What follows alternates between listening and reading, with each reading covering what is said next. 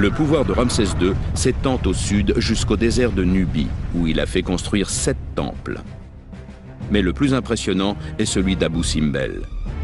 Bâti pour promouvoir l'ultime puissance de Ramsès II, il deviendra le plus beau des temples taillés dans la roche qui soit au monde. Des équipes de tailleurs de pierre se mettent à l'ouvrage.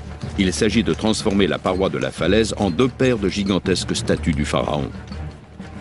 Taillées dans la masse, elles doivent faire 21 mètres de haut. Pourquoi Ramsès II a-t-il choisi ce désert si loin de tout pour y faire bâtir son temple? La Nubie est d'une importance capitale à cause de ses ressources minières et de ses négociants venus du sud. Située loin de Thèbes, la zone échappe au pouvoir des prêtres de Karnak. Si bien qu'ici, Ramsès II a moins à se soucier d'honorer les dieux établis et peut faire porter tous ses efforts sur la promotion de sa propre image. À l'intérieur, Ramsès fait bâtir un vestibule hypostyle taillé dans la roche naturelle.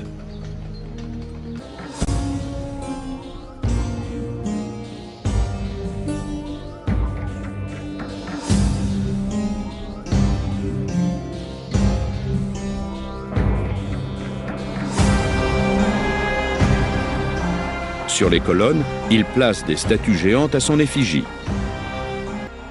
Ses triomphes et ses exploits ornent les murs. Il fait trembler tous ses ennemis.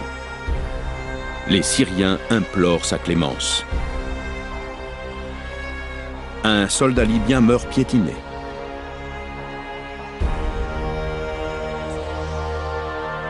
Au plus profond du sanctuaire, Ramsès II se fait représenter entre les dieux, à la place centrale, à côté d'Amon-Ra.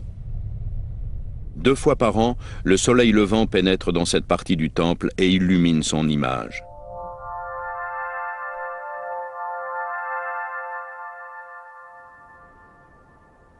Les immenses statues placées à l'extérieur sont destinées à être vues à des kilomètres à la ronde et pour l'éternité.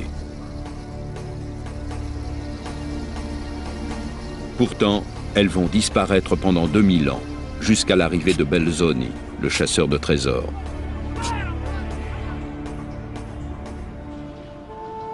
Quand celui-ci pénètre à l'intérieur, il s'aperçoit qu'il y a 14 salles derrière la façade, dont certaines sont des salles hypostyles et s'enfoncent sur plus de 70 mètres dans le roc. La découverte de ce temple est aussi importante que celle de la vallée des rois, et tous les touristes européens accourent en masse.